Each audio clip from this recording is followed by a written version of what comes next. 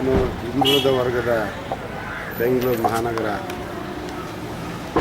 ಜಿಲ್ಲೆಯ ಅಧ್ಯಕ್ಷರಾಗಿ ಕಾರ್ಯನಿರ್ವಹಿಸ್ತಾ ಇದ್ದೀನಿ. ರಾಜಣ್ಣ ಇವತ್ತಿನ ದಿವಸ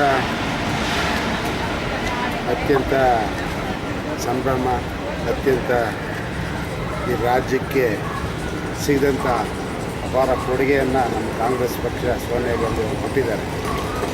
ಇವತ್ತಿನ ದಿವಸ ನಾವು ಸಮಾಜದ ಎಲ್ಲ ಹಿಂದುಳಿದ ವರ್ಗ ಮತ್ತು ಎಲ್ಲ ವರ್ಗಗಳು ಸಹ ಇವತ್ತು ಸನ್ಮಾನ್ಯ ಸಿದ್ದರಾಮಯ್ಯನವ್ರನ್ನ ಮುಖ್ಯಮಂತ್ರಿ ಮಾಡಿರೋದ್ರಿಂದ ನಾವು ರಾಜ್ಯಾಂತ ಪ್ರವಾಸ ಮಾಡಿ ಏನು ಹಿಂದುಳಿದ ವರ್ಗಗಳು ತುಳಿತಕ್ಕೆ ಒಳಗಾಗಿದ್ದಂಥ ಎಲ್ಲ ಸಮಾಜಗಳಿಗೂ ಸಹ ಇವತ್ತು ಮುಖ್ಯಮಂತ್ರಿಗಳು ಏನು ಕೊಡಬೇಕಂತ ಸವಲತ್ತುಗಳನ್ನ ಎಲ್ಲ ರೀತಿಯಲ್ಲಿ ಆ ಜವಾಬ್ದಾರಿ ನಿರ್ವಹಿಸೋ ಜೊತೆಯಲ್ಲಿ ರಾಜ್ಯಾಂತ ಪ್ರವಾಸ ಮಾಡಿ ಎಲ್ಲರಿಗೂ ಸಹ ಆ ಸವಲತ್ತುಗಳು ಸಿಗುವಂಥ ಒಂದು ಅನುಗುಣ ಆಗಬೇಕು ಅಂತ ಮುಖ್ಯಮಂತ್ರಿಗಳ ಕಡೆಯಿಂದ ನಾನು ಕಳಕಳಿಯಿಂದ ಇವತ್ತು ನಾನು ಕೇಳ್ಕೊಳ್ತಾ ಇದ್ದೀನಿ. ಯಾಕೆಂದರೆ ಸುಮಾರು 40 ದಶಕಗಳ ಕಾಲ ಏನು ಹಿಂದೆ ದೇವರಾಜ ಅರಸು ಅವರು ಸಿಕ್ಕಿತ್ತು, ಆ ದೇವರಾಜ ಅರಸು ಅವರು ಮರಳಿ ಹುಟ್ಟು ಬಂದಂಥ ಇವತ್ತು ಸಿದ್ದರಾಮಯ್ಯನವರೇ ಆ ಸ್ಥಾನದಲ್ಲಿ ಕೂತಿದ್ದಾರೆ.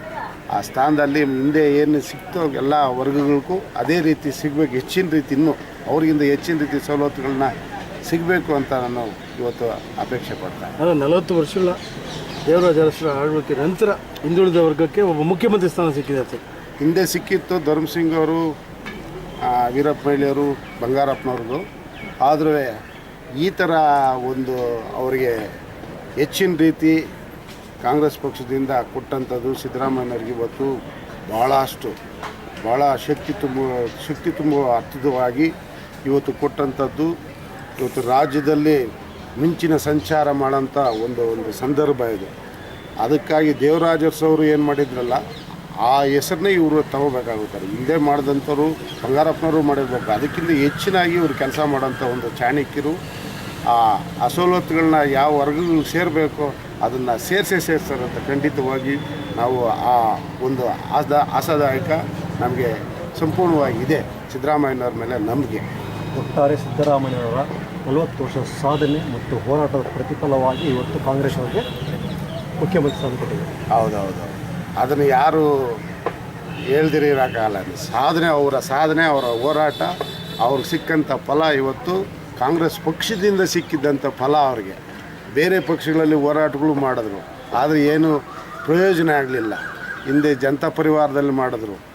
ಈ ಥರ ಮಾಡಿದಂಥ ಸಂದರ್ಭದಲ್ಲಿ ಅವ್ರಿಗೆ ಯಾವ ಥರ ಆದಂಥ ಒಂದು ಗೌರವ ಆಗಲಿ ಏನು ಮತ್ತೊಂದಾಗಲಿ ಏನೂ ಸಿಕ್ಕಲಿಲ್ಲ. ಆದರೆ ಕಾಂಗ್ರೆಸ್ ಪಕ್ಷದಿಂದ ಮಾತ್ರ ಅವ್ರಿಗೆ ಮುಖ್ಯಮಂತ್ರಿ ಆಗೋ ಒಂದು ಅರ್ಹತೆಯನ್ನು ತುಂಬಿಕೊಟ್ಟಂಥ ಕಾಂಗ್ರೆಸ್ ಪಕ್ಷಕ್ಕೆ ಇವತ್ತು ಸೋನಿಯಾ ಗಾಂಧಿ ಅವರಿಗೆ ಎಲ್ಲ ನಮ್ಮ ವರಿಷ್ಠರಿಗೆ ತುಂಬ ಹೃದಯದಿಂದ ನಾವು ಅಭಿನಂದನೆಗಳನ್ನು ಸಲ್ಲಿಸಬೇಕಾಗುತ್ತೆ.